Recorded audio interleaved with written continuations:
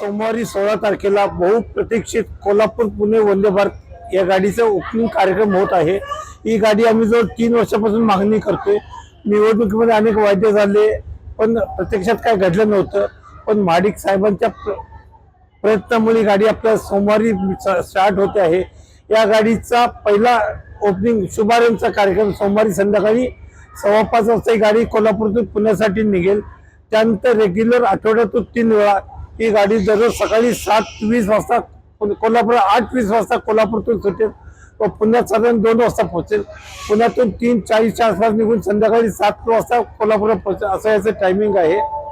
तरी सर्व प्रवासी जनतेने या सेवेचा फायदा घ्यावा अशी मी विनंती करतो।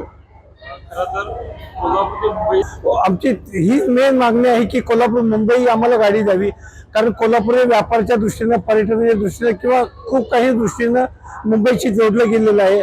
सध्या कोल्हापूर मुंबई मार्गावर एकच गाडी आहे महालक्ष्मी, ती 12 महिने पॅक असते। आम्ही मागणी करतो आम्हाला वंदे भारत द्या किंवा सुपरफास्ट द्या।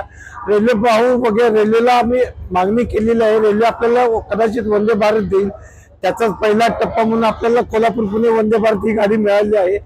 या गाडीचा प्रवासी जनतेने चांगला प्रतिसाद दिला तर नक्कीच आपल्याला कोल्हापूर मुंबईचं स्वप्न देखील पूर्ण झालेलं बघायला मिळेल।